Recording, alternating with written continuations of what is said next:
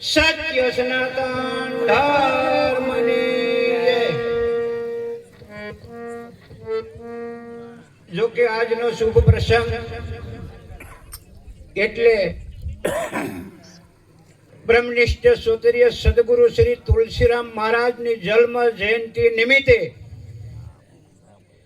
દૂર દૂરથી જે પધારેલા જતી અને સતી ભાઈઓ અને બહેનો સર્વે પધારી ભજન અને સત્સંગનો જે લાભ લઈ રહ્યા છે તે ધન્યવાદ. બીજું, હમણાં મને એક ભાઈએ થોડીક ફરમાશ આપી હતી કે જો તમારો વારો આવે ને તો કે નારી ધર્મ વિશે થોડીક વાત કરજો ને. એટલે બીજો સત્સંગ થોડોક ઓછો કરીશ, પણ નારી ધર્મનો 10 મિનિટ વાત કરું છું. એટલે કે 5 મિનિટ વધી જાય. નારી ધર્મ એટલે શું, ખરેખર વિચાર કર્યા જેવો છે.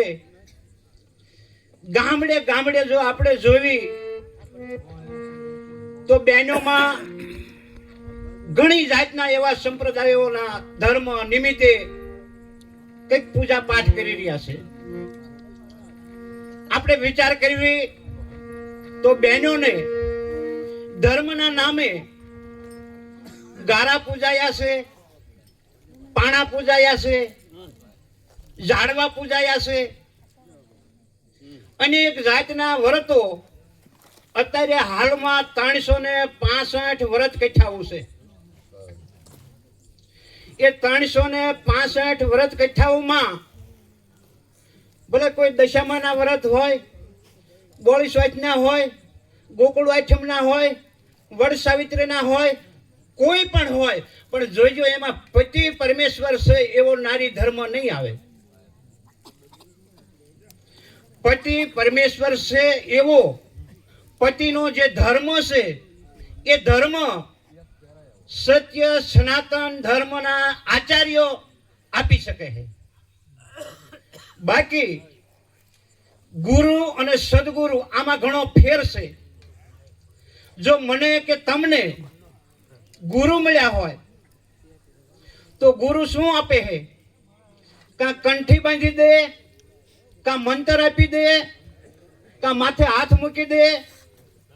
લે બેચા ગુરુ મંત્ર છે, કોઈને કહેતો નહીં, આ મનમાં જપે રાખજે, આવા મંત્ર આપી દે. પરંતુ એવા ગુરુ મળ્યા પછી કોઈક જગ્યાધારી મળ્યા હોય, મઠધારી મળ્યા હોય, આશ્રમધારી મળ્યા હોય, પછી તમને બીજ છે, પૂનમ છે, અમાસ છે, 11 છે, અહીંયા તમને ધક્કા કરાવે. એનું નામ ગુરુ. તમને કઈક મૂર્તિ આપે, આની સાંજ સવાર પૂજા કરજો, આને નવારજો, આને આરતી ઉતારજો, એ ગુરુ. પણ તમને અંધશ્રદ્ધામાંથી, તમને જડાધ્યાસમાંથી, તમને વ્યામમાંથી જો છોડાવે તો સદગુરુ. અને એવા જ્યારે સદગુરુ મળે ત્યારે જ આ નારી ધર્મનો મહિમા શું છે એ સમજાય છે. નાનું એવું દ્રષ્ટાંત છે. ભોળોનાથ અને પાર્વતી એક દિનના સમયે રસ્તામાં હાલ્યા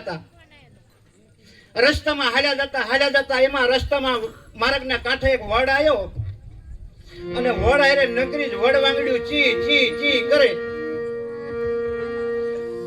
પાર્વતી 5-10 મિનિટ વડ સામું તાકીને ઉભા રહ્યા. પછી દેવી પાર્વતી ભોળાનાથને કહે છે કે હે સ્વામીનાથ, મેં આ ધરતી માથે પાંખું વાળા, પાંખું વિનાના ઘણા જીવ જોયા, પણ આવા એકય નથી જોયા. આવા જીવ પરમાત્માએ કેમ બનાવ્યા હશે? આવા દેહ બનાવી અને ઊંધા માથે ટીંગાડ્યા, આનું કારણ શું? તેથી ભોળાનાથ કહેવા લાગ્યા કે હે દેવી, આનો જવાબ હું આપું પણ તમને રીહ નહીં ચડે ને. પાર્વતી કહેશે કે સ્વામીનાથ, આનો જવાબ જો દેતા હોય એમાં મને શેની રીહ, જેમ છે તેમ કહો. ત્યારે ભોળાનાથ કહે છે કે હે દેવી, આગલા જન્મમાં તમારા જેવો જ આનો દેહ હતો. પાર્વતીનો દેહ કેવો નારીનો, એવા આગલા જન્મમાં આમનો તમારા જેવો દેહ હતો, પરંતુ ભક્તિની અંદર આખી જિંદગી અવળી ધોળી. પતિ પરમેશ્વર છે એની ભક્તિ કેમ કરવી, કેવી રીતે કરવી, કોઈ દી વિચાર ન કર્યો. આખી જિંદગી ભક્તિમાં અવળી ધોળી એટલે પરમાત્મા એને અવળો દે આપ્યો. એટલે પૂજવાનો હતો વર અને પૂજ્યો વડ. જોજો ભક્તિમાં અવળા ધડ્યા છે. ગારા પૂજે, પાણા પૂજે, વડ પૂજે, કંઈક આવું બધું પૂજે છે, પણ પોતાનો પતિ પૂજે એવી નારી કોણ છે? બ્રાહ્મણ, વૈશ્ય, શૂદ્ર અને ક્ષત્રિય આ 4 વર્ણ મેન. એમાં બે જે વર્ણ છે બ્રાહ્મણ અને ક્ષત્રિય, હવે ઊંચામાં ઊંચા કુળ હોય છતાં એમાં તમને જાણવા નહીં મળે કે આના ઘરે નારી ધર્મ છે. અને એથી નીચી કક્ષાના જો કોઈ હોય અને નારી ધર્મ જો પાળતા હોય, પતિ છે પરમેશ્વર માનતા હોય, તો એને ઊંચી કોમ ગણવી કે બ્રાહ્મણ ક્ષત્રિયોને ઊંચી કોમ ગણવી? વિચાર કરી જોજો.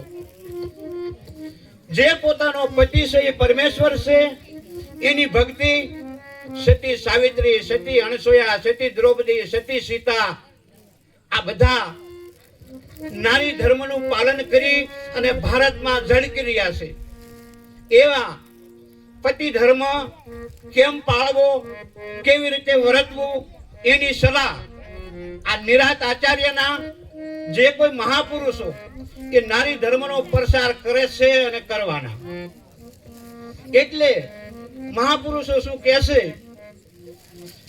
સત્ય નહીં સમજાવવા સંતો બધા ઘેર ઘેર ફરે છે. સત્ય એટલે શું?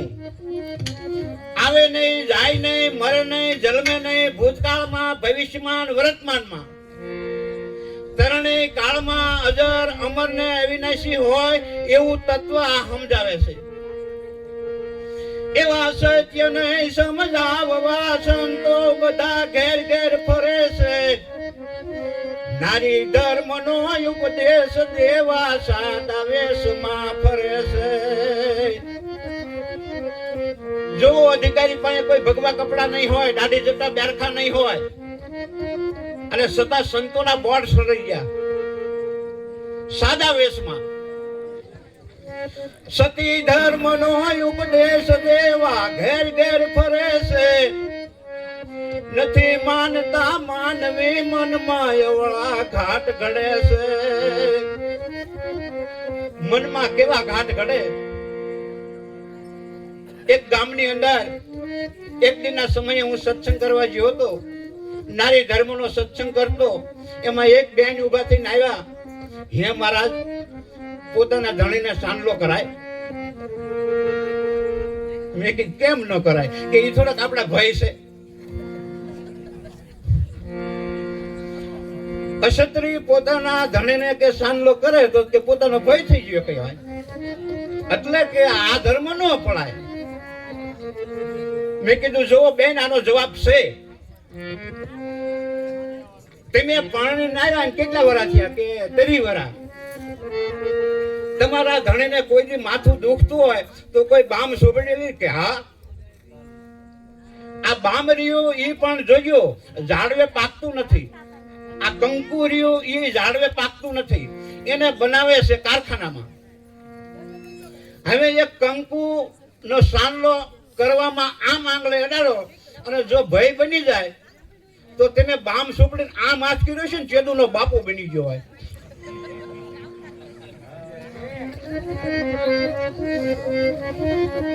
એટલે નારી ધર્મ શું છે, મહાન છે. એટલે જબરદાન મહારાજ કહે છે કે જબર જણાવે જુગતી તો પછી મુક્તિ મળે છે.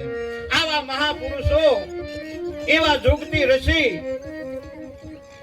અને એના તમારી ઓળખાણ કરાવી દે ને પછી મુક્તિ મળે છે. એટલે નારી ધર્મ બહુ મહાન છે. એમાં જેને જેને આપણે ગુરુ મહારાજ પાસે ઉપદેશ લીધો હોય, અને જો ઉપદેશ લીધો હશે તેથી ગુરુ મહારાજ પાસે તમે તમારા પતિનું પૂજન કર્યું હશે, અને હવે જો ન કરતા ને તો મારા બહેનો શીખી જાય. ખરેખર નારી ધર્મ સત્ય છે અને નારી ધર્મ વિના આ રામદેવજી મહારાજે કીધું હતું કે સતી ધર્મ વિના આ ધર્મ નો હાલે. ખરેખર ધર્મની જરૂર છે અને ધર્મ એટલે પોતાનો પતિ પરમેશ્વર, બીજા કોઈ પાણા લાકડા કોઈ પૂજવાની જરૂર નથી. આવો મહાન ધર્મ છે. આથી વિશેષ બોલતો નથી. મારી વાણીને વિરામ આપું. બોલો સદગુરુ.